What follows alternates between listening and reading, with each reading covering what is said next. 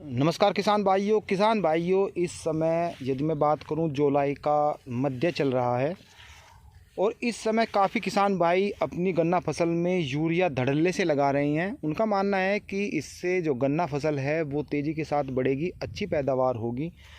काफ़ी किसान भाइयों के मन में ये भी होता है कि इस समय बारिश हो रही है, खेत जो है वो नरमा रहे हैं, अच्छी तरीके से बढ़वार हो रही है, यूरिया नहीं लगाना चाहिए। यदि यूरिया लगाओगे तो उससे बीमारियां आएंगी।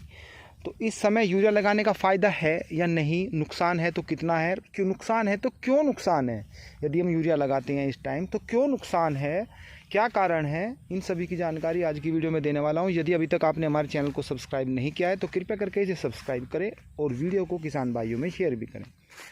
सबसे पहले मैं आपको ये बता दूं कि जैसे ही आप इस समय अपनी गन्ना फसल में, यदि गन्ना की फसल आपकी कमज़ोर है तो उसमें आप यूरिया लगाते हैं तो बात समझ में आती है।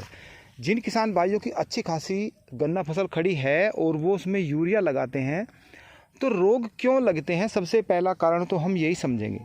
तो जैसे ही आप यूरिया लगाते हो, गन्ने पर हरापन है वो ज़्यादा हो जाता है और इसमें जो हरापन होता है, आप ये समझ लीजिए जैसे कि ये पत्तियां हैं और इसमें जब आप यूरिया लगाते हो तो इसमें प्रोटीन की मात्रा, सेल्स जो होती हैं, प्रोटीन जो ये बनाता है, ये समझ लीजिए उसी के कारण पौधे की बढ़वार होती है और उसी के कारण से इस पर हरापन आ जाता है। जैसे ही आप इसमें यूरिया लगाते हो तो प्रोटीन की मात्रा बढ़ेगी और इसकी सेल्स बढ़ेंगी और इस पर गहरा हरापन आना शुरू हो जाएगा।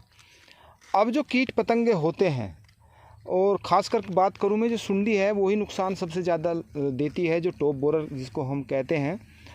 तो वे जो तितलियां होती हैं इस हरेपन से आकर्षित होती हैं और उसको भी प्रोटीन चाहिए। तो जिस गन्ना खेत में उसको ज़्यादा प्रोटीन मिलता है, ज़्यादा हरी पत्तियां होती हैं, ये समझ लीजिए, उस पर वे ज़्यादा अटैक करती हैं और यही कारण होता है कि जब हम यूरिया लगाते हैं इस टाइम तो उस पर बीमारियां भी ज़्यादा आती हैं। ये बात आपने समझ ली होगी। सीधी सादी बात है कि जैसे ही हम इसमें यूरिया लगाएंगे, गन्ने की जो पत्ती हैं प्रोटीन की मात्रा ज़्यादा होगी और जो भी कीट पतंगे हैं उसे अपना जीवन चलाने के लिए उसको भी प्रोटीन की आवश्यकता होती है और वो उसी खेत में ज़्यादा लगती है जिसमें प्रोटीन की मात्रा ज़्यादा होती है, ज़्यादा गहरा हरापन हमको दिखाई देता है।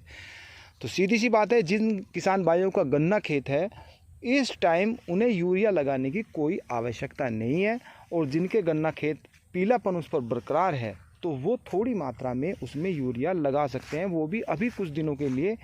जब ये जुलाई ख़त्म हो जाएगी तब आपको इसमें कुछ भी करने की ज़रूरत नहीं है और उसमें आप यदि यूरिया लगाओगे तो उसमें बीमारियां आ जाएंगी। तो आपने बात समझ ली होगी। फिर मिलते हैं, तब तक के लिए सभी किसान भाइयों को नमस्कार।